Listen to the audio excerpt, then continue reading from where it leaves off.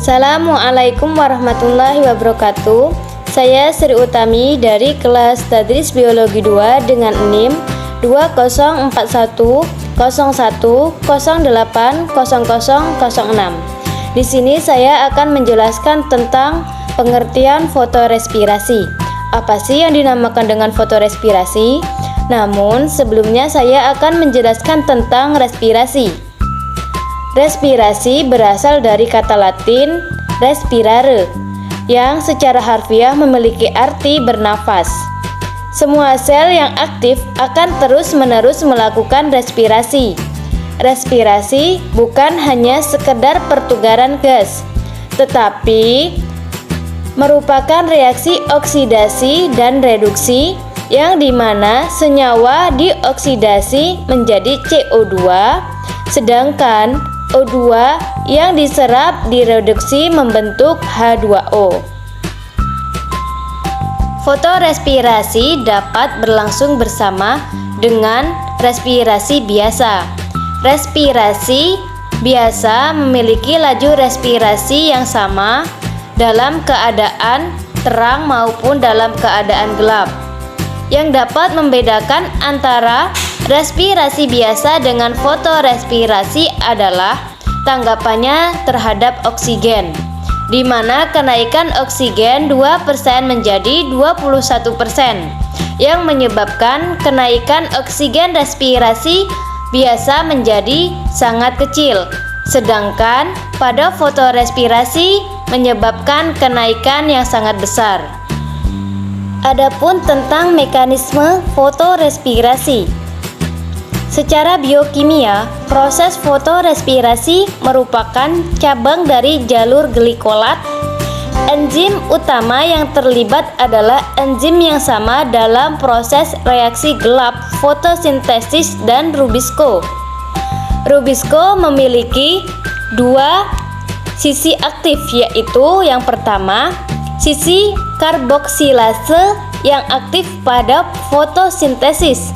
Yang kedua, sisi oksigenase yang aktif pada fotorespirasi.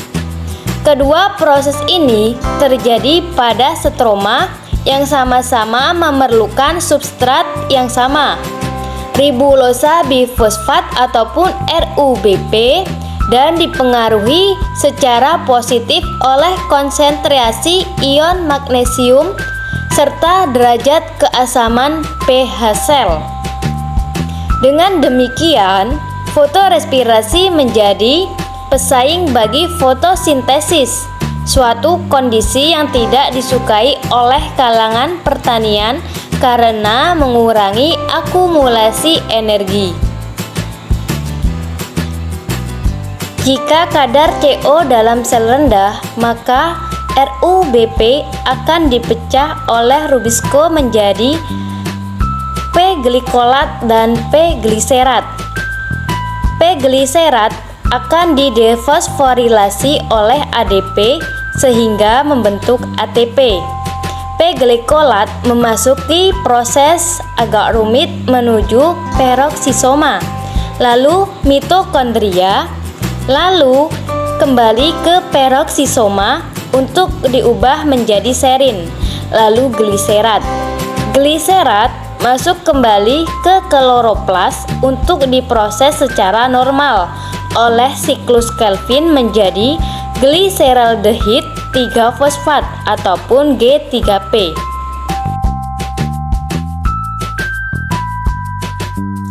Seperti yang kita ketahui, fotosintesis mengalami evolusi sehingga dikenal adanya tumbuhan C3, C4, dan CAM yang dapat diamati sebagai variasi dalam fotosintesis fase 2 atau reaksi fiksasi CO2. Berikut tipe-tipe fotosintesis tersebut. Yang pertama ada daur CAM. Daur CAM merupakan fiksasi CO2 pada spesies sukulen anggota famili Crassulaceae yang misalnya pada tumbuhan kaktus dan nanas yang hidup di daerah kering. Ciri-cirinya mempunyai daun yang tebal dengan rasio permukaan terhadap volume rendah, laju transpirasi yang rendah, sel-sel pada daun mempunyai vakuola yang relatif besar dan lapisan sitoplasma yang tipis. Fiksasi yang menghasilkan asam malat terjadi pada malam hari pada saat stomata terbuka, dan daur Calvin yang menghasilkan glukosa terjadi pada siang hari pada saat stomata tertutup. Jadi, fiksasi CO2 pada tumbuhan CAM mirip dengan tumbuhan C4. Perbedaannya, pada tumbuhan C4 terjadi pemisahan tempat, sedangkan pada tumbuhan CAM terjadi pemisahan waktu. Ada 3 hal penting yang harus diingat dari daur CAM. Yang pertama, siklus Calvin tidak mengikat CO2 secara langsung dari udara. Yang kedua, umumnya tumbuhan yang beradaptasi pada keadaan kering seperti kaktus, anggrek, dan nanas. Yang ketiga, reduksi karbon pada sel mesofil melalui daur asam dikarboksilat pada malam hari dan siklus malam hari. Tipe yang kedua yaitu daur C3 atau yang biasa disebut dengan daur Calvin. Daur reaksi ini disebut daur C3 karena senyawa yang pertama kali dihasilkan adalah senyawa dengan 3 atom karbon yaitu asam fosfogliserat dari CO2 yaitu triglycerol 1, 5-bifosfat, dan H2O. Tumbuhan yang melaksanakan daur tersebut disebut tumbuhan C3. Dalam daur ini, satu molekul fosfogliseraldehida atau yang bisa disebut dengan PGAL dibentuk dari fiksasi 3 molekul CO2. Reaksi keseluruhan adalah sebagai berikut. 3 CO2 ditambah 9 ATP ditambah 6 NADPH2 menjadi PGAL ditambah 9 ADP ditambah 8 IP ditambah 6 NADP. Selanjutnya, PGAL akan diubah menjadi glukosa. Daur ini biasanya terjadi pada tanaman gandum, padi, dan bambu. Ada 4 hal penting yang harus diingat dari daur C3 atau daur Calvin. Yang pertama, lebih adaptif pada kondisi di bawah naungan atau di tempat yang intensitas cahayanya rendah. Yang kedua, enzim yang menyatukan CO2 dengan RUDP dalam siklus Calvin juga dapat mengikat O2 pada saat yang bersamaan untuk proses fotorespirasi. Yang ketiga, karbon dioksida masuk ke siklus Calvin secara langsung dari udara. Yang keempat, disebut tumbuhan C3 karena produk awal reduksi CO2 atau fiksasi CO2 dalam siklus Calvin adalah asam 3-fosfogliserat atau PGA, yaitu senyawa berkarbon 3. Pada tumbuhan C3 mempunyai respirasi yang tinggi.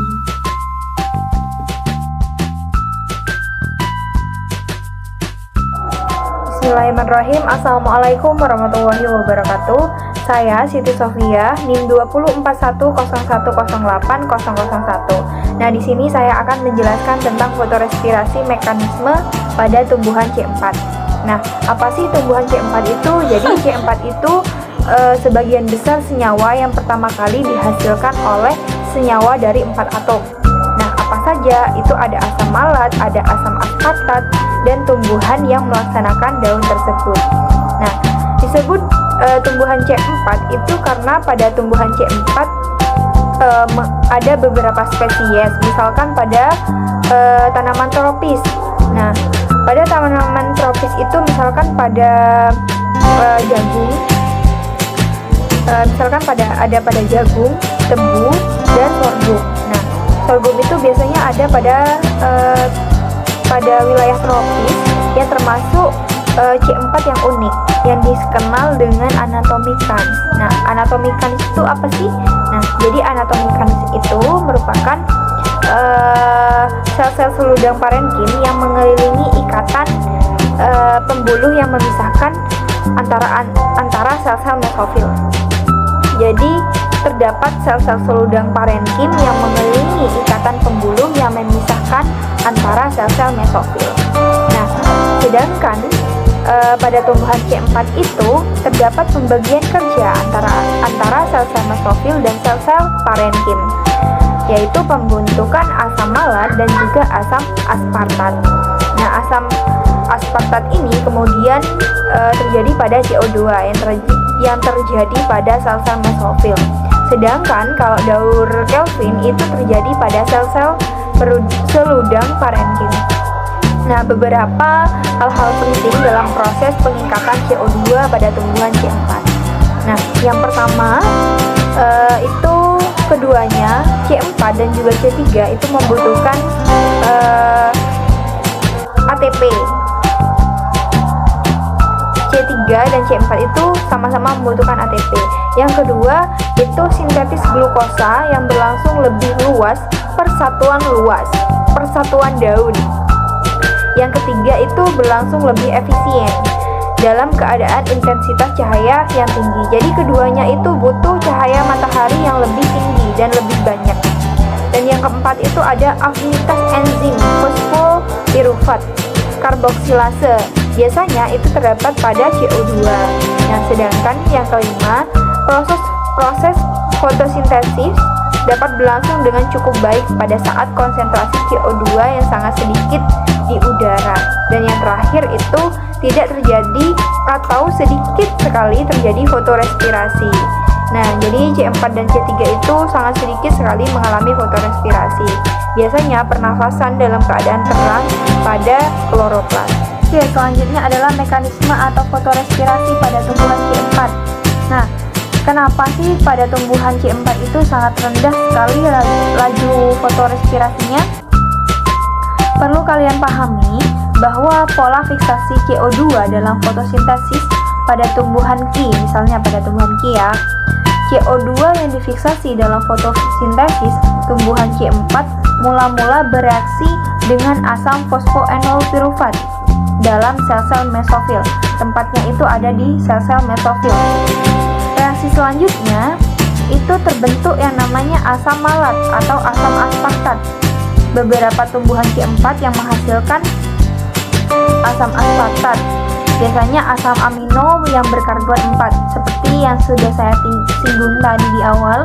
Nah, kemudian asam malat itu atau asam aspartat diangkut keluar oleh sel mesofil dan masuk ke dalam kloroplas, sel seludang pembuluh, dan mengalami dekarboksilase.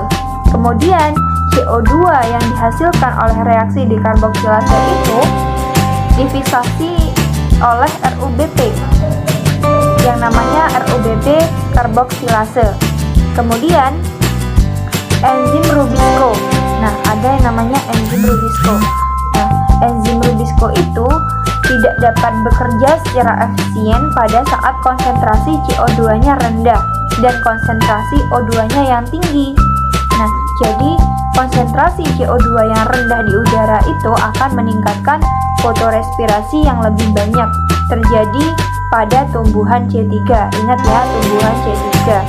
Nah, keadaan ini akan menguntungkan untuk perkembangan tumbuhan C4. Nah, bukti-bukti morfologi pada analisis urutan nuklear 3 itu akan mengkode subunit glisin dekarboksilase yang akan menunjukkan bahwa tumbuhan C4 itu berkembang dari tumbuhan C3, jadi mengalami siklus evolusi. Nah, yang disebut dengan evolusi konvergen konsentrasi CO2. Nah, kemudian evolusi konvergen pada konsentrasi CO2 ini akan sangat rendah di udara. Jadi faktor-faktor lingkungan itu mempengaruhi pada CO2 dan itu juga menentukan evolusi dan distribusi tumbuhan C4. Nah, analisis komposisi karbon isotop pada komponen lapisan lilin. Nah, di daun itu kan ada lapisan lilin. Itu menunjukkan bahwa iklim regional C4. Nah, faktor-faktor lingkungan yang dimaksud tadi itu misalkan pada daerah tropisnya kering. Ada kan biasanya daerah-daerah yang beriklim kering, misalkan pada yang kadar garamnya tinggi akibat pemanasan global dan juga kebakaran. Nah, tumbuhan C4 itu banyak ditemukan di daerah tropis dengan altituda rendah, jadi ketinggian dari permukaan laut. Biasanya pada padang rumput. Nah, padang rumput di dataran rendah, baik di daerah tropis maupun di daerah temperata dengan curah hujan yang tinggi di musim panas. Itu saja dari saya, kurang lebihnya mohon maaf. Wassalamualaikum warahmatullahi wabarakatuh.